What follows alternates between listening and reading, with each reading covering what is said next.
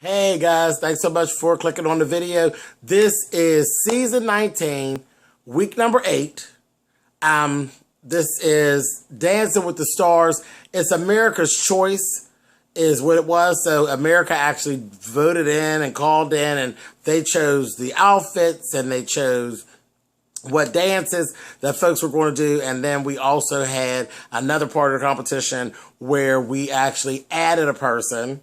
They added another professional dancer, and each couple had to do a trio. So let's get into it. It was really, really exciting. I really enjoyed it. We started off the week with a bang.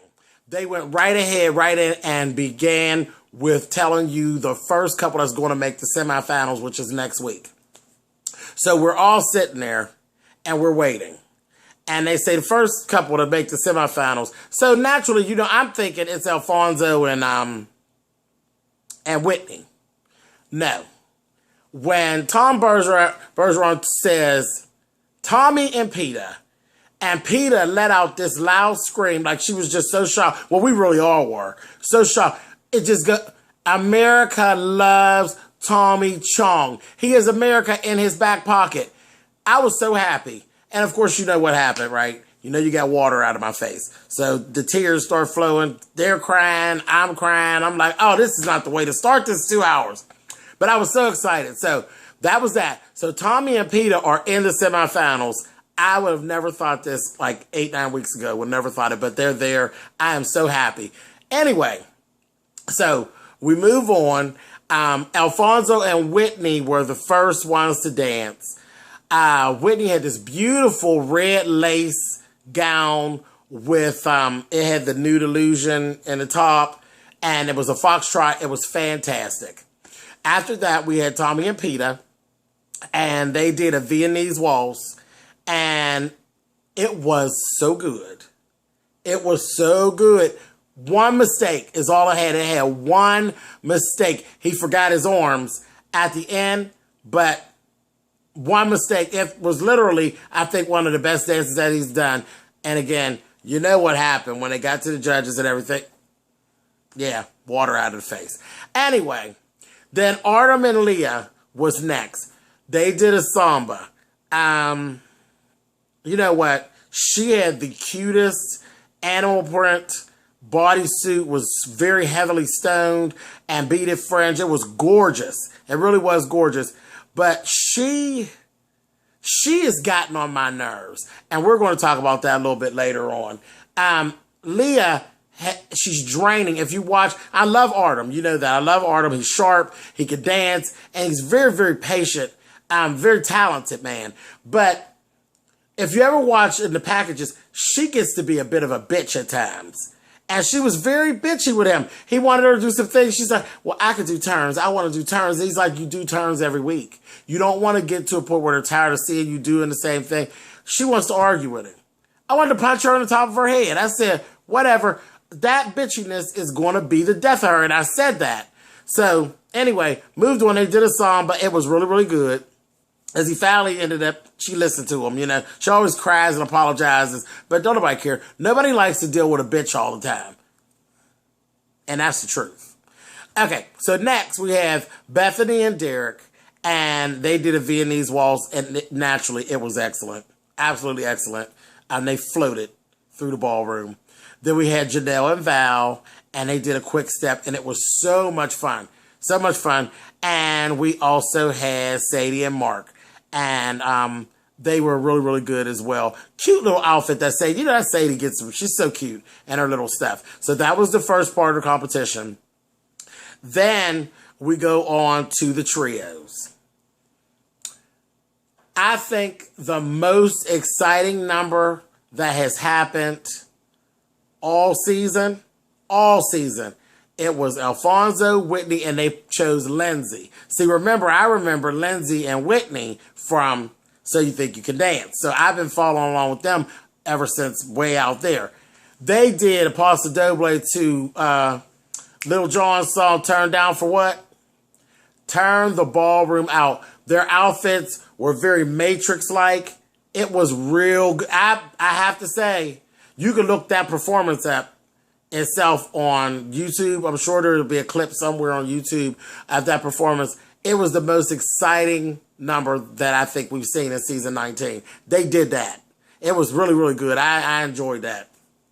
Next trio was Tommy, Peta, and they used Sharna, and they did a samba, and it was like a ode to the Mile High Club, and they did Talk Dirty to Me. I'm like, what's with all this rap music? But it was so cute and so racy.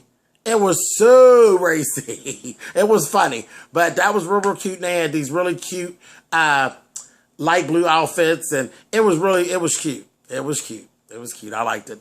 Then we had Artem and Leah, and they chose Henry, and it was a Paso Doble. Now, you knew it was going to be sexy because Artem and Henry kind of favor. They're like the same height, the same type of build. And then they had Leah. Their costumes were fabulous. Fabulous, fabulous, fabulous. They had these holsters, the guys that they were shirtless and had their little pants on. Leah had a real sharp bodysuit. It was a nude color bodysuit, and it was like a really, really short dress, and it had the long skirt that eventually came off, and they did Black Betty. You know, whoa, Black Betty, lamb, lamb, whoa, Black Betty. Turned it out. Turned it out. It was real, real good. Real, real good. Very sexy. Very racy. It was good. Next, we have Bethany, Derek, and they chose Tony. And they did an Argentine tango to Follow Me, and they were excellent. The costuming, very Mad Max Beyond Thunderdome, but done in leather. Instead of chains and stuff, it was done in like leather. Bethany looked fabulous. She had this leather corset that was no joke. It was really, really sharp. And I love they had chairs like piled in some type of really weird arrangement behind them. It was good. Just visually, it was fabulous. It really, really was. Next, we had Mark and Sadie, and they chose Emma. They did, this was a risk. It was a total risk because Mark, and you know I've said this, Mark is a winner to me because of just the things that he has to do and makeup, you know, where poor baby girl can't wear all that stuff. He dressed them. They did it was a foxtrot. It's never been done in the history of the show that a female professional did a trio with them, because that puts you know, they usually would go with two males because it's still the girl. A girl's always going to stand out amongst two males. But he tested her. He put Sadie right up there next to Emma. And trust me, Sadie delivered. She delivered. She danced her little ass off. And you know the floodgates opened up because she did their number. They had the gorgeous gowns, and they were different colors. One was white, one was black. They put Emma in the black one, Sadie in the white, naturally. And he foxtrotted with them, and they turned the ballroom out. And when we were done at the end, I said, look at this. Look at how this works. She went up to, you know, she was looking kind of like, oh, shoot, you know what I mean? And when she walked up to Tom Bergeron, he said, what's wrong? And she said, I forgot that whole last part. He told her, shh. They may not have even noticed. Sure enough, and you know, he was trying to whisper it, but we heard it, you know. They didn't even notice that she had missed that last part.